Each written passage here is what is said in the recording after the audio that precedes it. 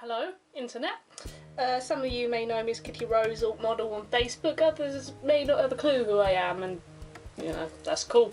Some of you may just watch my channel. It might be the first time you've ever popped on. I don't honestly mind. But I've done a couple of videos in the past that have got, you know, not a lot of views, but good reception nonetheless. So I decided I was going to start YouTubing as one of my main influences in life, Scarlett Saint. Lovely, lovely lady. She does this quite a lot, and you know, no harm in trying, I guess. So I decided I was going to start doing videos about things that are either personal to me, current debate, updates, God knows if I want to rant. But the first one I'm going to do, start off nice and easy, I'm actually going to do a book review. And I'm going to do it about this book. It's Hummingbird by Deborah Goodman. I believe it came out earlier this year. Yes, 2013. Yeah, Deborah Goodman. It's called Hummingbird.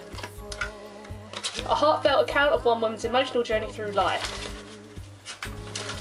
And it's just incredible, it really is. One day a couple of years ago I was talking to a client of mine called Margaret about my trip to India. "I'd have a book you would love," she told me. "I will lend it to you."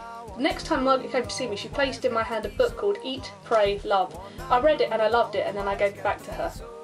It goes on. "This is my story. The elements of my story that directly relate to me are pure truth. The elements of my story that relate to other members of the family are based on fact and are my closest interpretation of those facts." It goes on. "The final part of my journey is about my life now and about how we can all choose to live with a positive attitude and reconnect with the joy that is within us all."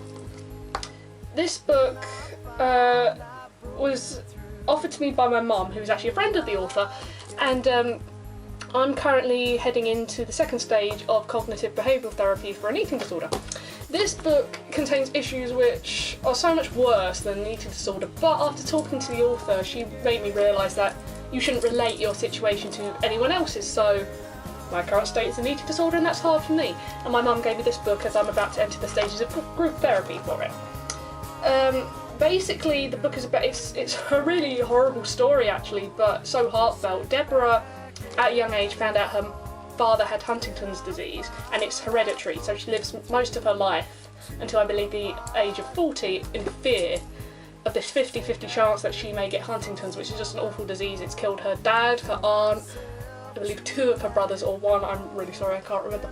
And this amazing, incredible journey she has to go through to deal with it, and to deal with all this pent up, I guess, anger and emotion and sadness, and eventually she goes, after years and years, like she's hit the age of 40, as far as she's concerned she's not going to get Huntington's anymore.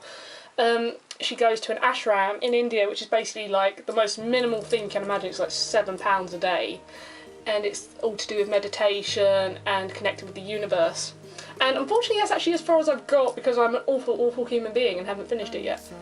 But it is easily one of the most incredible books I think I've ever read. I'm not gonna lie, when my mum handed it to me I was like, oh, I'll say I read it, and but I read the first few pages and I fell in love with it straight away. I was reading about 50 pages a day at one point while we were on holiday. That's actually why it's quite battered up. It's been with my mum to Mexico, and it's been with me to a year down in Robertsbridge. Now, that was kind of like my own little mini ashram, and I think it was the good time to do it, because as much as my eating disorder is by no means healed by this book, it's really helped me to put into perspective, and it's also helped with things like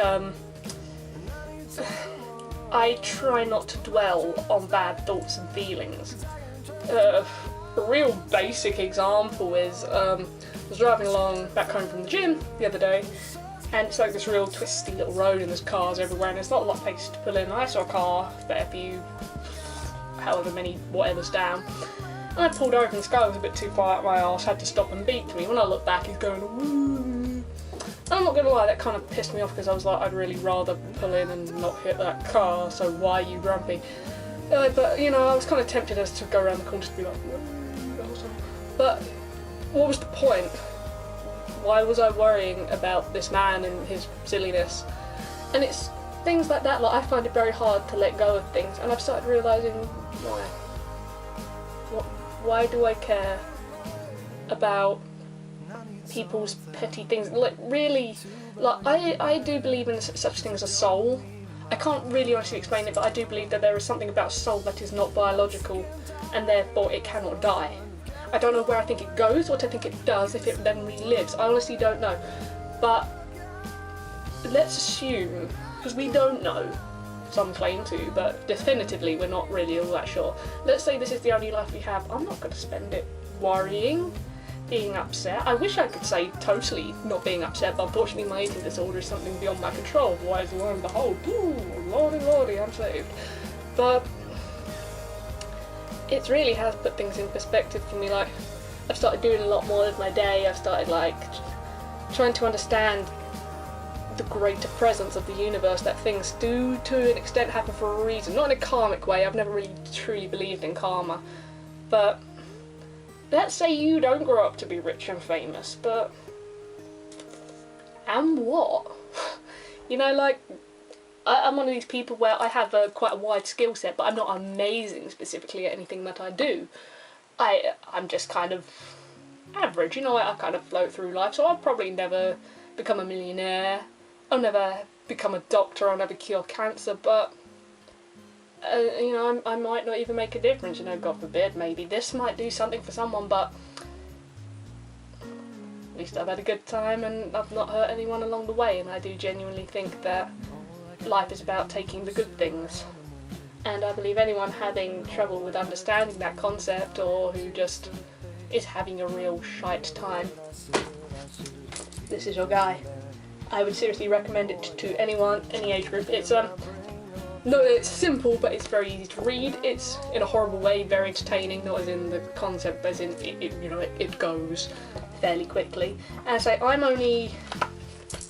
I've got that much left to read. I'm on chapter 41, page 165, and I've got until 293 to go, so I'm actually quite excited about that. So, Deborah, well done. I will leave you a review on Amazon sometime in the near future. But everyone, you know, I'm not telling you go give it a go, but I'd say it's worth a shot. Cheers for listening, and I'm hoping to start doing videos a bit more often soon. Yay! Bye!